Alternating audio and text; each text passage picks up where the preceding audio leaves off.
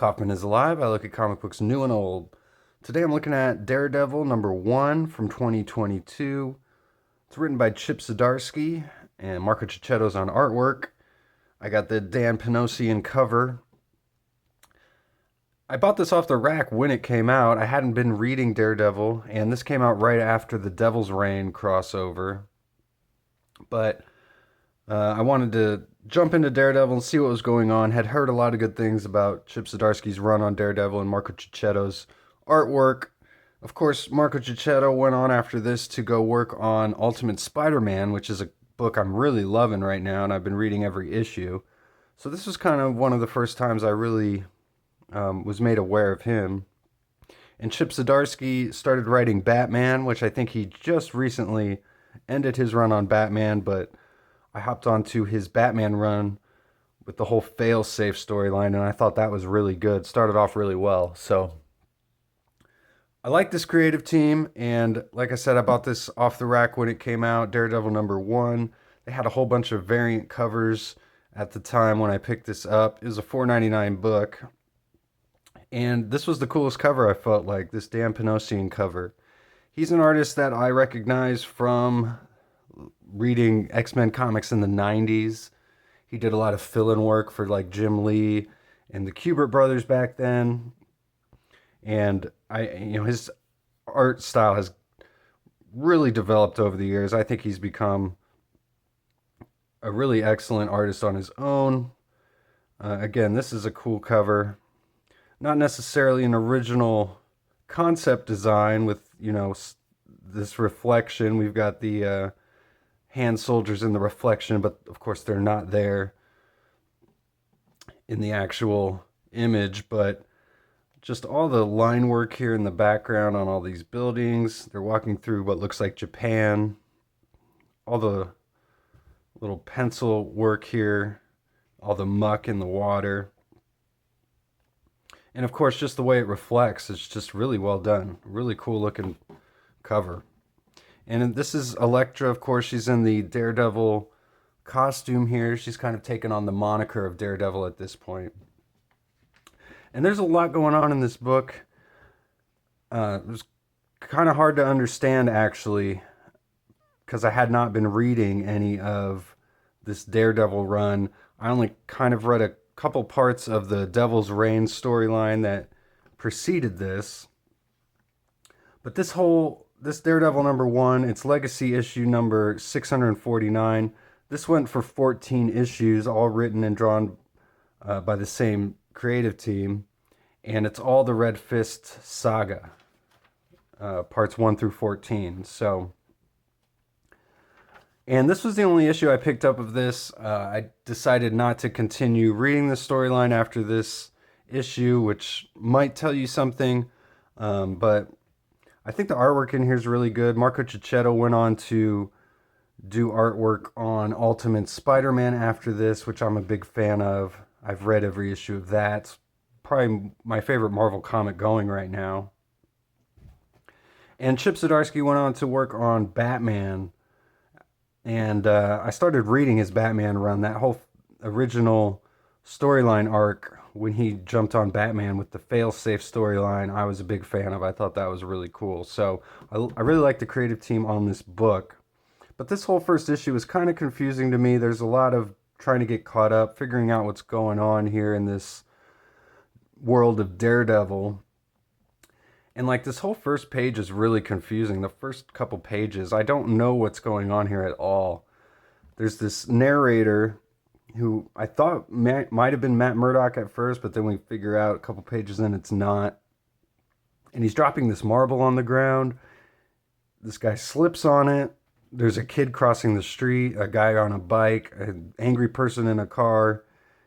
He's about to hit the kid, but the guy on the bike gets hit by the car instead, which I guess somehow was caused by him dropping the marble. I don't really know. It's kind of confusing the way it is presented here, but he says, does this boy grow up to invent a cure for cancer, or does he invade Poland? So this character is trying to figure out if what he's doing anymore is by saving like these young people, is he having a future cure for cancer, or is it a future Hitler? So, but this is when we realize he's not Matt Murdock. He says, "My head hurts. I can't see clearly anymore except for that one bright light that's always been there, Matt Murdock." At least we do find out in this issue what's going on. But then Matt Murdock, he's talking to somebody else here. I'm not quite sure who at this point in the book. But basically, Matt Murdock has faked his own death.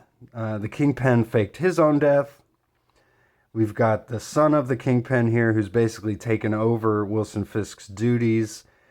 And we've got Matt Murdock pretending to be Mike Murdock, Matt's brother.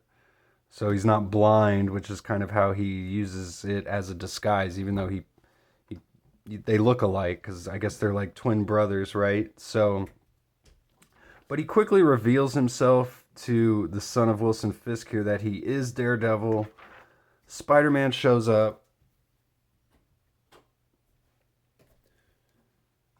For some reason, and then they basically warn him he better do right by the city or they're going to come after him. So, and then Matt Murdock reveals himself to Spider-Man, that he is Matt Murdock, that Daredevil is Matt Murdock, for the first time since all the memories have been erased, which was some other storyline. So there's all these storylines being brought up from previous Daredevil books, which is something I do appreciate, bringing history into this.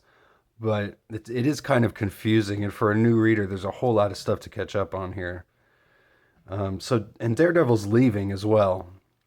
We find out Elektra's already trying to look for this new hideout that's not in New York City.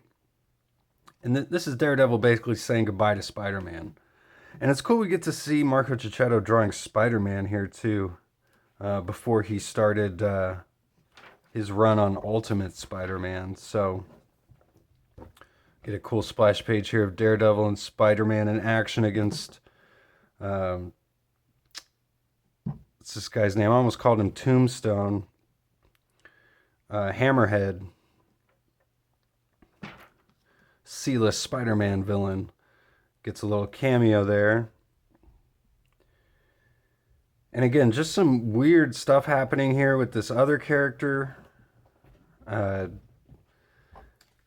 Which we do find out here coming up who he is. He's someone from Matt Murdock's past.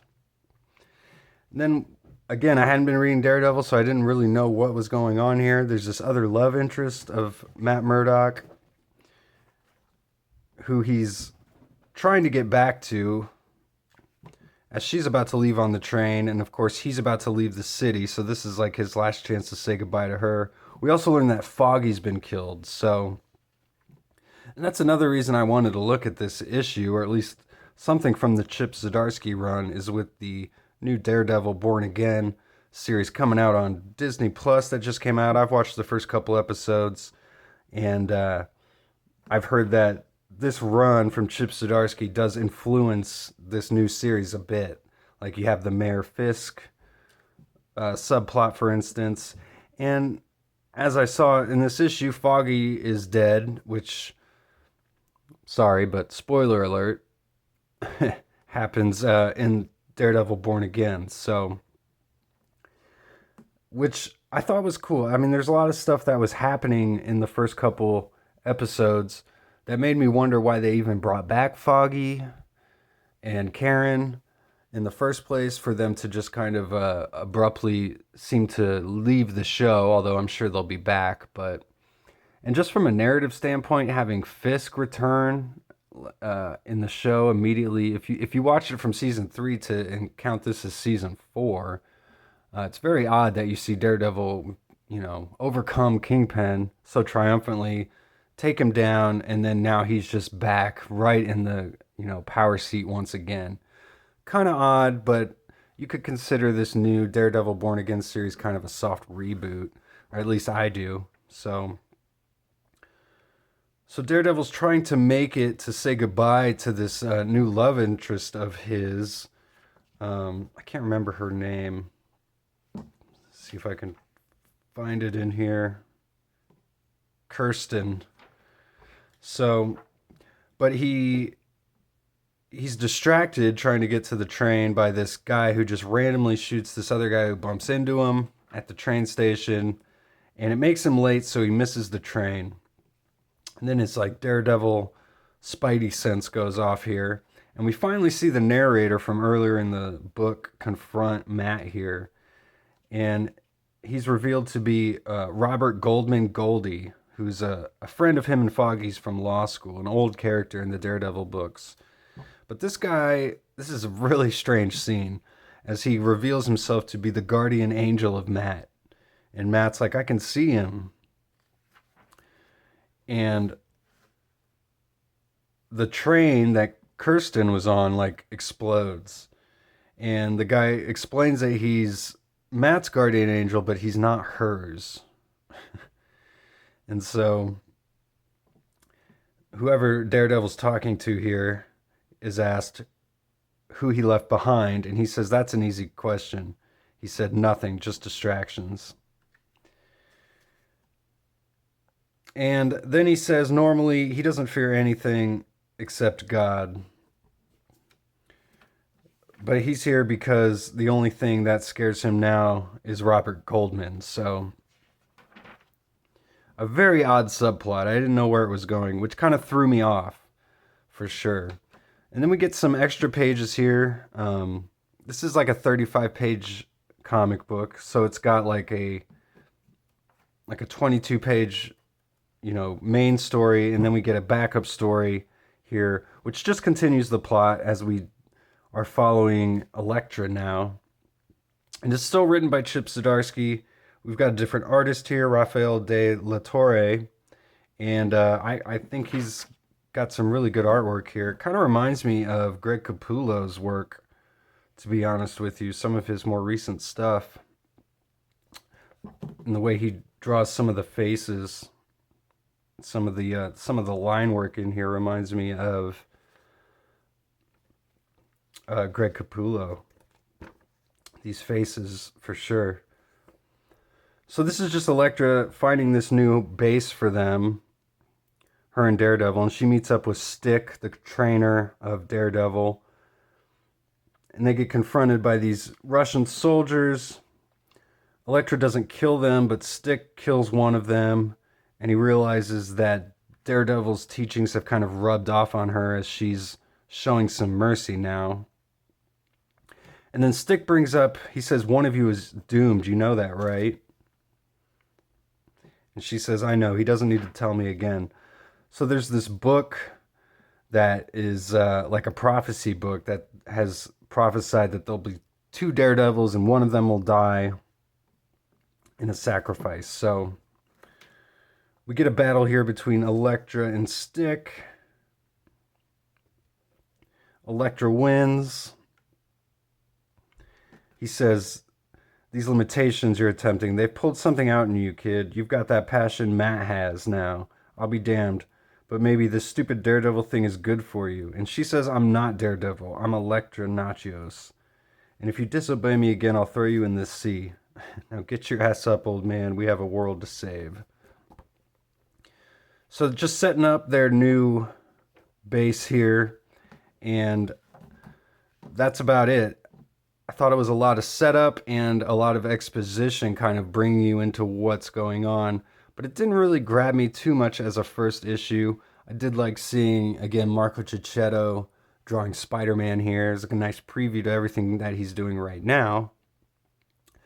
But unless you're a huge fan of Daredevil or the Chip Zdarsky run, I mean, this would be a kind of a pivotal part of that run. But as a first issue, jumping on point, not something I really could recommend, but some cool artwork in here. I love this cover. That's about it. That's all I got today. Go check out my channel if you haven't yet. And please subscribe. I do post daily comic book reviews. See you guys on the next one.